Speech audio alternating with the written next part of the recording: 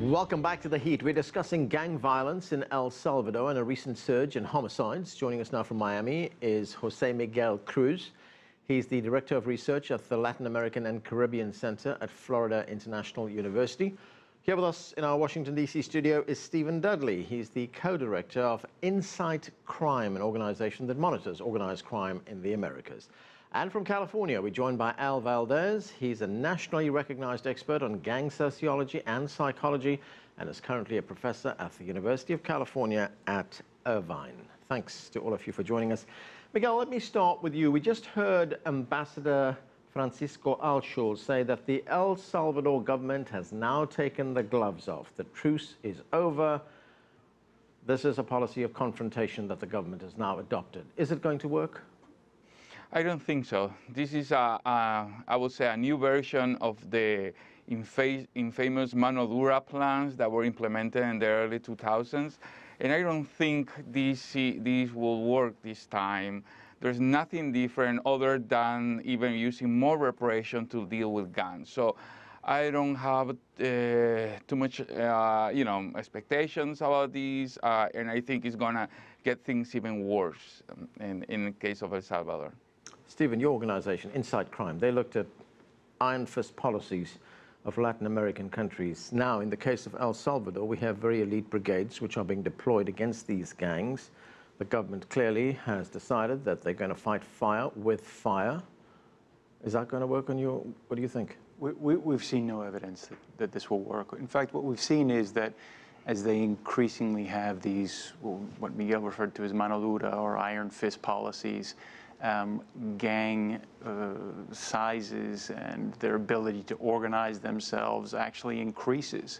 We've seen them become more sophisticated rather than debilitated as these iron fist policies have been put into motion, especially as their leadership has been put into jail and they've been able to sort of even, sort of recreate structures and implement sort of more discipline and more sophisticated ways of making money, systematic ways of making money, mostly via extortion, but increasingly via drug trafficking activities. So we see no evidence that this sort of iron fist policy will work.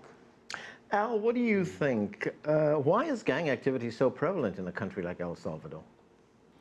Well, first thing, I agree with both Jose and we said. You cannot arrest your way out of this problem. It's a societal problem. And I think gangs have existed in El Salvador in the literature since the 1950s. I think what has happened is we've globalized the American gang culture.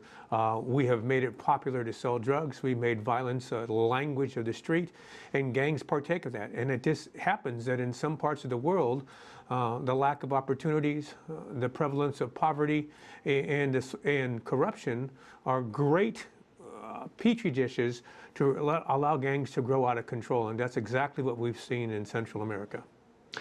Well, the whole panel agrees that the current government approach is not going to work. Let me ask you this, Miguel. The government says it is not just taking on the gangs, they are providing alternatives, a so-called twin-track approach.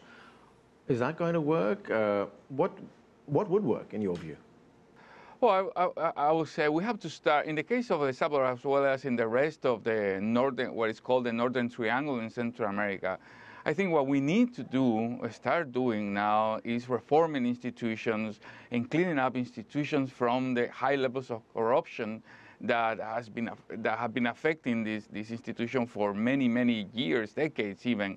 Now, the problem is that in the early 1990s, there was an attempt to reform a criminal justice institution, but that didn't actually work. And since then, basically what we have seen is a sort of erosion of the institutions in Central America, and particularly in El Salvador, that contributes to these levels of violence and to this development of gangs.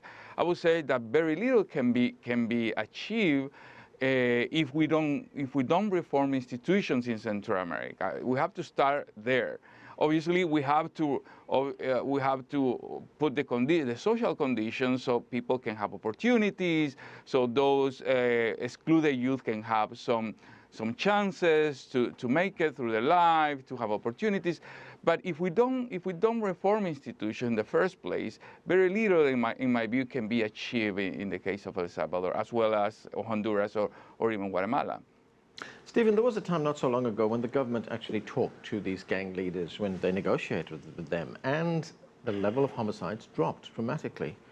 Should they go back to that? Well, I think it's kind of a, well, it's a difficult path to take. You're damned if you do and you're damned if you don't. I think the main part of what they did at that time was they opened the door for what you might call violence interruption. The ability to break the chain of violence, and the violence is often between gangs, it's often amongst gangs, but the ability to have a very close or closer relationship between government and often security forces and the gangs themselves allowed them to break that chain of violence. In addition to that, there were some concessions made, some movement of prisoners, and perhaps some other concessions made. And yes, that seemed to give them room, space in which they could try other things.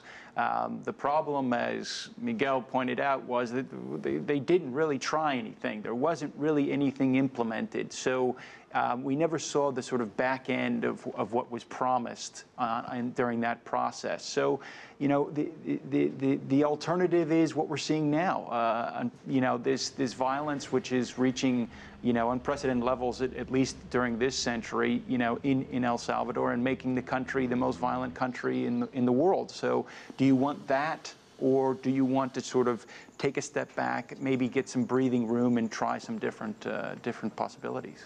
Right, Al, as you've pointed out, this is not just a problem of violence. There's a lot of other factors that contribute to the level of homicides in El Salvador. What do you think should be done right now?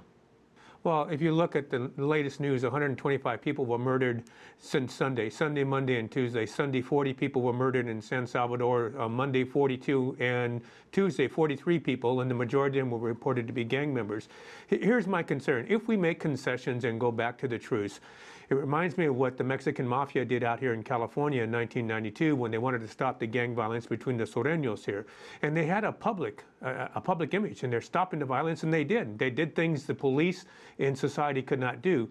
But on the other side of the coin, what they were doing was organizing the street gangs for drug sales.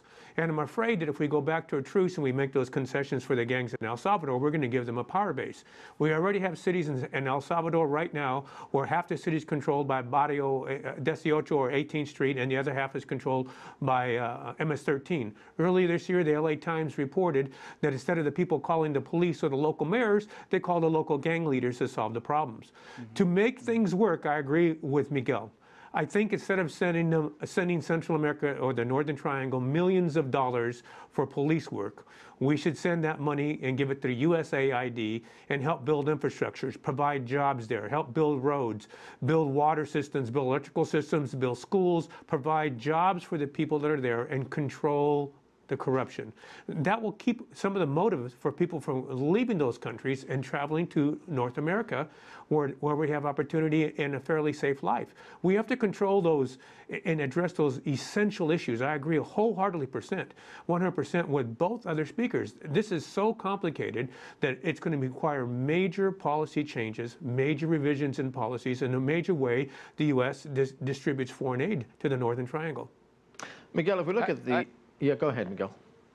Yeah, I just want to say, I agree with Al, but also, I mean, and I agree with the fact that actually what we're seeing now is in part the result of the truce to some extent, right? During the truce, the gangs basically expanded, they even strengthened, and they learned that they could even push the government to sit to a table and negotiate.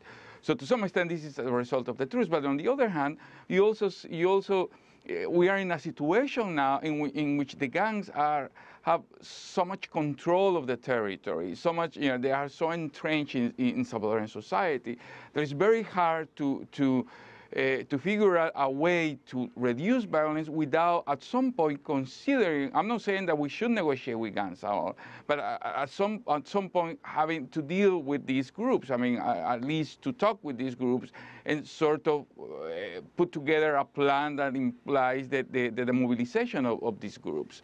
But obviously, I don't think because of experience, I don't think that we can see a reduction of violence just by using repressive measures or doing the same things we have done so far, meaning either truce in the way that was used or repression. So this is a very complex situation, and I think we need a sort of more comprehensive and innovative plan to deal with this crisis, in which, as I said at the beginning, the reform of the institutions is a key element.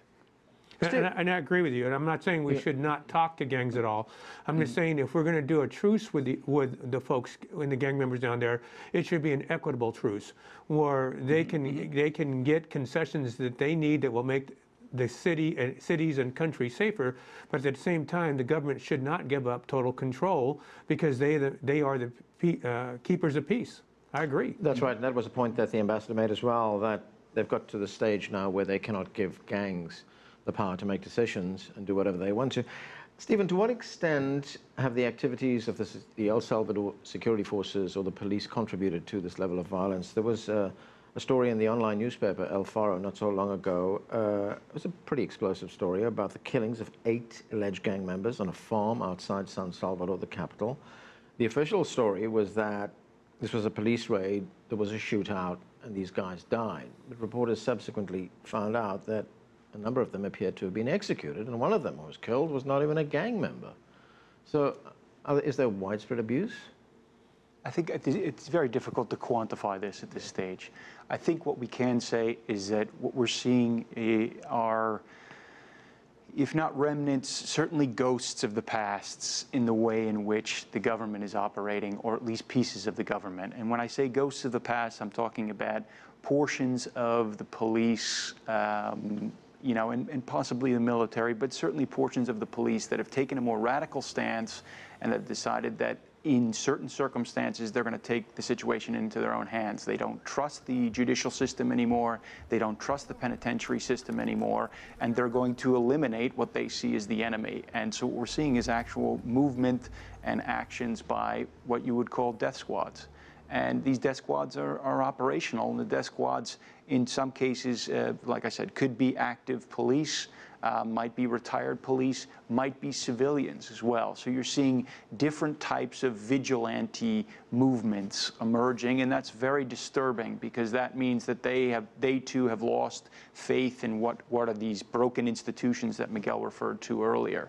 This is a very bad trend. We can't quantify it right now, but we can certainly say that it is rearing its ugly head.